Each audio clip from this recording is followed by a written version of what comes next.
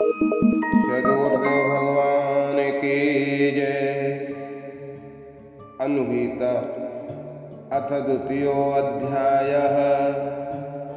काश्यप के प्रश्नों के उत्तर में सिद्ध महात्मा द्वारा जीव की विविध गतियों का वर्णन।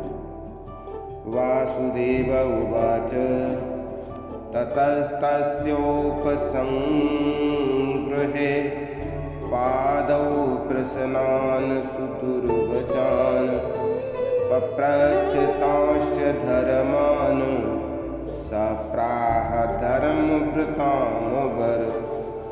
भगवान श्री कृष्ण ने कहा, तदनंतर धर्मात्माओं में श्रेष्ठ काश्यप ने उन सिद्ध महात्माओं के दोनों पैर पकड़कर जिनका उत्तर कठिनाई से दिया जा सके ऐसे बहुत से धर्मयुक्त प्रश्न पूछे। काश्यप उवाच कथं शरीरं च्यवते कथं चैकोपपद्यते कथं कष्टाच्च संसारात् संसरन् परमुच्यते। कश्यप ने पूछा, महात्मा, ये शरीर किस प्रकार गिर जाता है और फिर दूसरा शरीर कैसे प्राप्त होता है? संसारी जीव किस तरह इस दुखमय संसार से मुक्त होता है? आत्मा च प्रकृति मुक्त्वा तच्छरीरं विमुच्यते शरीरतश्च निर्मुक्ता कथं नियतप्रपद्यते।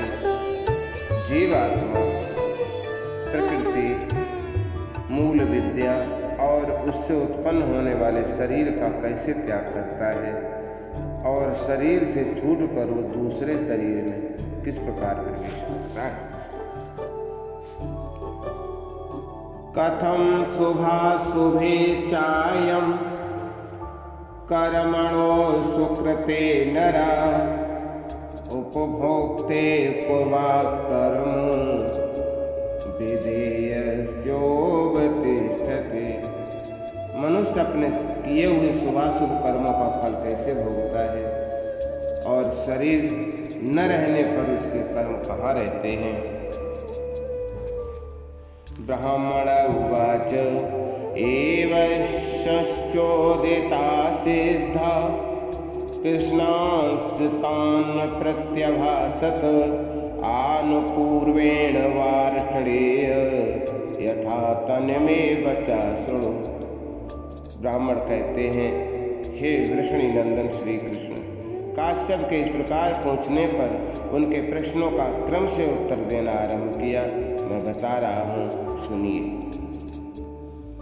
सिद्ध उवाच आयुकीर्ति कराणेह यान् कृत्यान् सेवते शरीर ग्रहणे यशमस्ते सुक्षीणेषु सर्वसा आयुक्षय परितात्मा विपरीतान् सेवते बुद्धिर्व्यावर्तते चास्य विनाशे प्रत्युपस्थिते। सिद्ध बोले, शरीर को ग्रहण करने पर मनुष्य आयु और यश प्रदान करने वाले जिन कर्मों को भोगता है उन कर्मों के सर्वथा क्षीण हो जाने पर, आयु क्षय के समीप आने पर वह विपरीत प्रकार के कर्मों को भोगता है। विनाश के उपस्थित होने पर उसकी बुद्धि विपरीत दिशा में मुड़ जाती है। सत्वं बलं च कालं च विदित्वा चात्मनस्तथा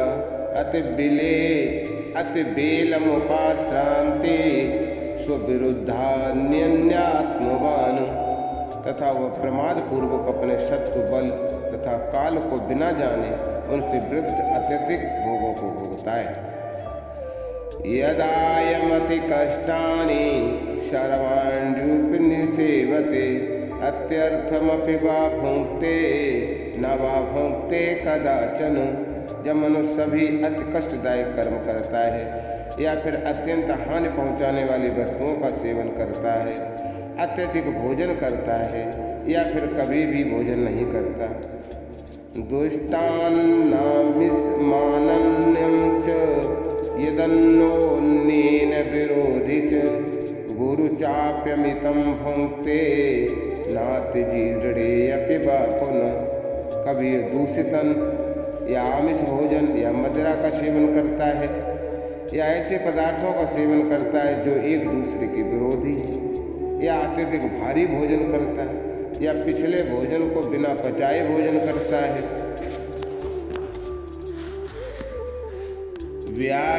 व्यायाममतिमात्रं वा व्यवायं चोपसेवते सततं कर्म लोभाद् वा प्राप्तं वेगं विधारयेत्। या जब अत्यधिक व्यायाम करता है या फिर अत्यधिक काम का सेवन करता है या शरीर के मल त्याग की क्रियाओं को रोकता है। रसातयुक्तमन्नं वा दिवा स्वप्नं च सेवते अपक्वानागते काले स्वं दोषान् प्रकोपयेत्। या अत्यधिक रस से युक्त भोजन करता है या दिन में स्वप्न देखता है या बिना पके हुए भोजन का सेवन करता है, वो समय आने पर अपने शरीर के दोषों को अर्थात वात पित्त और कफ प्रकोपित कर देता है। स्वदोष कोपनाद रोगम लभते मरणांतिकम अथ बोधन धनादीन परेशान विवर्तयति। अपने शरीर के दोषों के कोप से मृत्यु प्राप्त कराने वाले रोगों से ग्रसित हो जाता है अथवा अपने को फांसी लगाने अथवा जल में डूबने जैसे शास्त्र विरुद्ध कार्यों में व्यवस्थित हो जाता है। तस्य तै करणैर्जन्तो शरीरं च्यवते तदा जीवतं प्रहोच्यमान तद यथावदुपधारय। इन कारणों से जंतु के शरीर से जिस प्रकार जीवन का लगाव होता है उसे मेरे द्वारा बताते हुए तुम यथावत श्रवण करो। ऊष्मा प्रकुपितः काये तीव्रवायु समीरितः शरीर मनुपर्येत्ते सर्वान् प्राणान् रुणाद्यवै। तीव्र वायु के प्रेरित होने पर कुपित ऊष्मा पित्त पूरे शरीर को व्याप्त करती है और सभी प्राणों को रोक देती है। अत्यर्थं बलवानुष्मः शरीरे परिकोपिता भिन्नति जीवस्थानानि मर्माणि विद्युत्। इस शरीर में अत्यधिक कुपित ऊष्मा पित्त जीव के मर्म स्थानों को भेद देती है। इस बात को तुम ठीक तरह से समझो। तथा सा वेदना सद्यो जीवा प्रच्यवते शर्याक्षरात् शरीरं त्यजते जंतु छिद्यमानेषु मर्मसु। जब मर्म स्थान छिन्न भिन्न होने लगते हैं तब वेदना से व्यथित हुआ जीव तत्काल उस जड़ शरीर से निकल जाता है, उस शरीर को सदा सदा के लिए त्याग देता है। वेदना भी परितात्मा तदवेद तुझ सत्तम जाति मरण संविघ्न शततम सर्वजंतवः। द्विजश्रेष्ठ, मृत्यु काल में जीव का तन मन वेदना से व्यथित होता है, इस बात को भली भांति जान लो। इस तरह संसार के सभी प्राणी सदा जन्म और मरण से उद्विग्न होते रहते हैं। दृश्यन्ते संतयस्यन्तश्च शरीराणि द्विजऋषभ गर्भ संक्रमणे चापि मर्मणामतिसर्पणे तादृश्यमेव लभते वेदनां मानवामन् पुनः भिन्नसन्धिरथ क्लेद मदिभिः स लभते नर। हे दुष्टों, सभी जीव अपने शरीरों को त्याग करते हैं। गर्भ में मनुष्य प्रवेश करते समय तथा गर्भ से नीचे गिरते समय भी वैसी ही वेदना का अनुभव होता है। मृत्यु काल में जीवों के शरीर की संधियां टूटने लगती हैं और जन्म के समय वह गर्भस्थ जल से भीग कर अत्यंत व्याकुल हो। यथा पंचसु भूतेषु संभूतत्वं नियच्छते सत्यात् प्रकृतिपाकाये तीव्रवायु समीरितम्। या स पंचसु भूतेषु प्राणापाने व्यवस्थितः सा गच्छत्युष्णो वायुः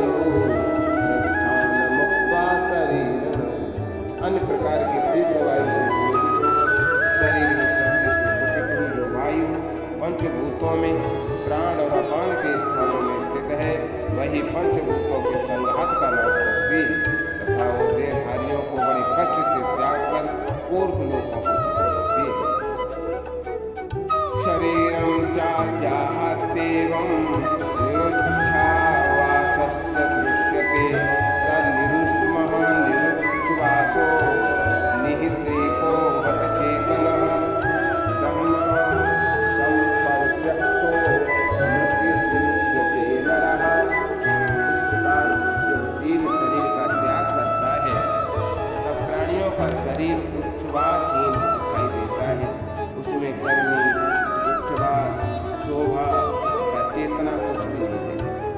इस तरह जीवात्मा से परिक्त शरीर को लोग मृत कहते हैं, स्रोत धीरे यही विजानाति इंद्रियार्थां शरीर मृत तैरेव न विजानाति प्राणाहार संभवान् तत्रैव पुरते काये यास जीवः सनातनः। देवधारी जीव जिन इंद्रियों के द्वारा रूप, रस आदि विषयों का अनुभव करता है, उनके द्वारा वह भोजन से परिपुष्ट होने वाले प्राणों को नहीं जान पाता। इस शरीर के भीतर रहकर जो कार्य करता है वह सनातन जीव ही है। तथा यद तदभवेदयुक्तं सन्निपाते क्वचित् कुचितं तत्तन्मर्म विजानीह शास्त्र दृष्टम हि तत्तथा। कहीं कहीं संध स्थानों में जो अंग संयुक्त होता है उसको तुम मर्म समझो, क्योंकि शास्त्र में मर्म स्थान का ऐसा ही लक्षण है।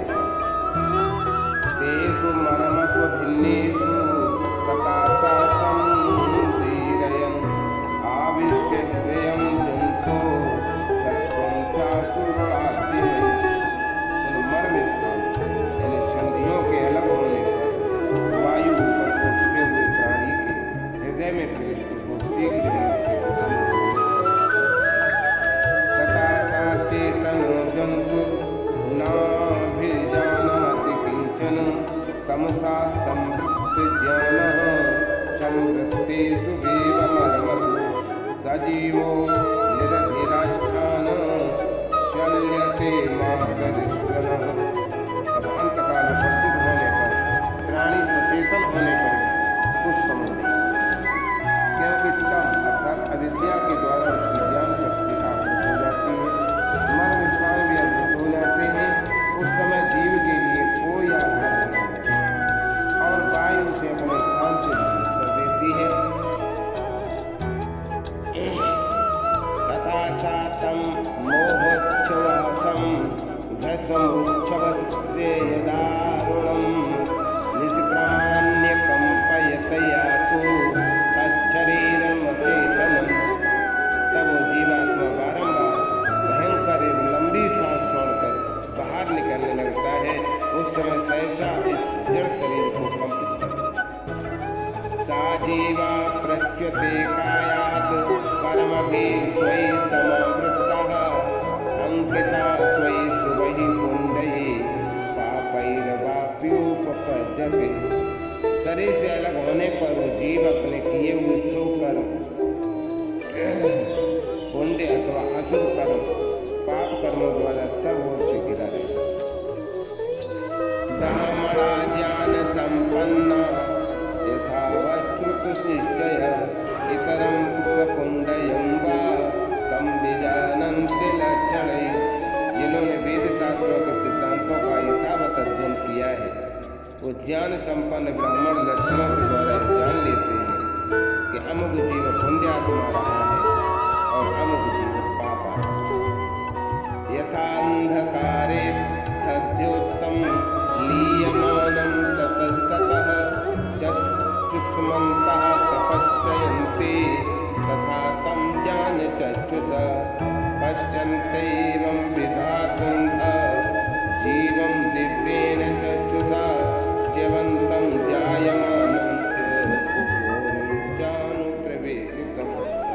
जिस तरह आँख वाले मनुष्य अंधेरे में इधर उधर उगते गुजरते हुए सद्योत को देखते हैं, उसी प्रकार ज्ञान नेत्र वाले सिद्ध पुरुष अपनी दिव्य दृष्टि से जन्मते मरते तथा गर्भ में प्रवेश करते हुए जीवों को सदा देखते रहते।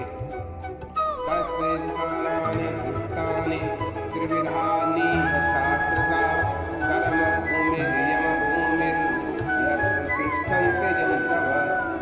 शास्त्र के अनुसार जीव के 3 प्रकार के स्थान थे, मृत्यु लोक, स्वर्गलोक और मृत्यु लोक की भूमि जहाँ बहुत से प्राणी रहते कर्म भूमि।